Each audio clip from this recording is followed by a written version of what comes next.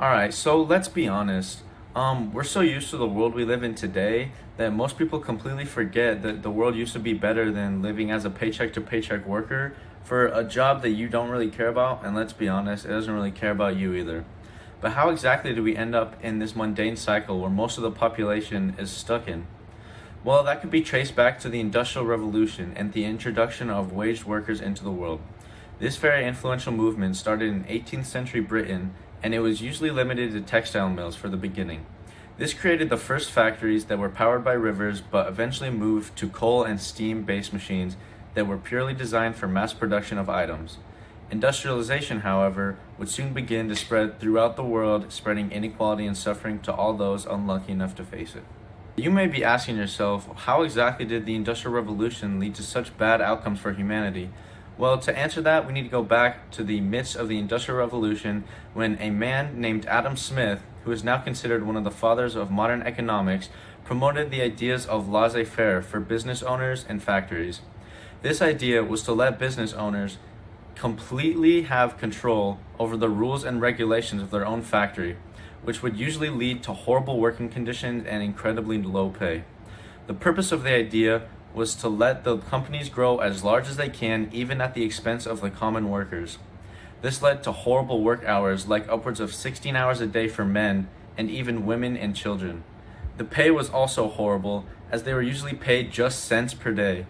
If a worker was to complain about their wages or the extremely dangerous conditions, it was common for them to be fired on the spot.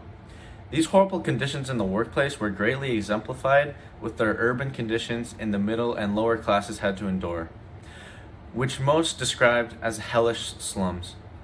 The reason this happened was because at a high rate, people were moving from small villages and towns to very large and unprepared urbanized industrialization cities in search of factory jobs.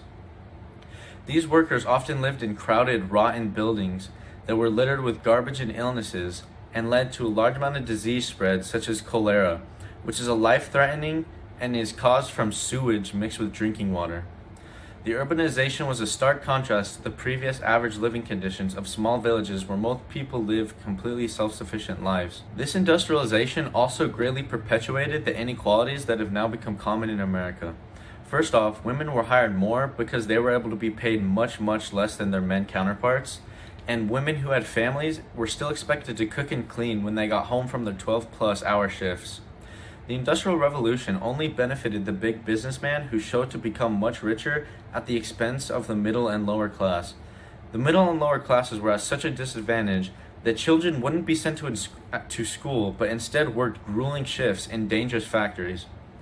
Many popular ideas from the people like David Ricardo's Iron Law of Wages led to the belief that workers should only pay just enough to survive, and if they are poor, it is because of their own personal flaw in their character. Okay, so how exactly does this tie into the present day?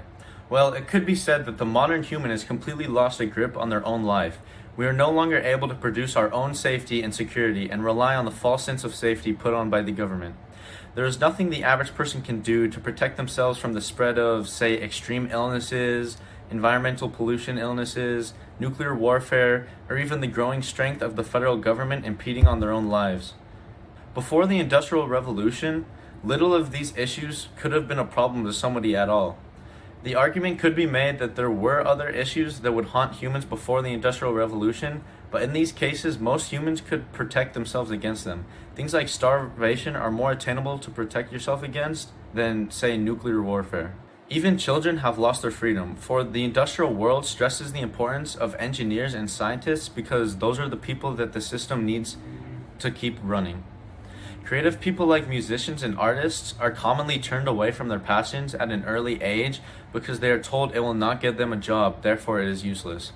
The idea leads to a society of people who are incredibly unsatisfied with their lives as they have been controlled to live the way they are told to live, not the way they want to live.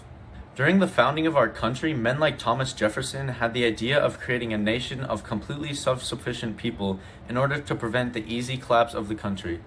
This would be integral to citizens owning a lot of land and being able to make money by their own means without a boss or paychecks. If the system were to fail, say the government fell or a natural disaster hit, each citizen would be able to continue their lives living by their own ability. An example of this philosophy being important is the recent events this past winter where the system failed and supermarkets ran dry in Texas. This was an extreme crisis to get people food because not many people in the large city were able to be sufficient enough to continue living without the government's help. Now imagine this on an extreme scale. Say the supermarkets countrywide were unable to get food or water. How many people using their own abilities would be actually able to survive? The Industrial Revolution has taken away humanity's freedoms by forcing us to rely on the aid of the system to even have a life. The Industrial Revolution has also had an extreme negative impact on the environment of the world. The use of machines in daily life by most of the population and the extreme use of factory pollution has also led to the global warming and the dwindling world ecosystem. These also cause an increase in air and water pollution along with soil contamination and a decline in agricultural yields. The large amount of CO2 in the atmosphere as a result from pollution will lead to the oceans growing under acidic pH values. Atmospheric carbon dioxide, a primer driver of global warming, existed in concentrations of about 275 to 290 parts per million by volume, and in 2017 it has increased to about 400 million parts per volume, which is a drastic increase. The Industrial Revolution has also led to be a major depletion of Earth's natural resources.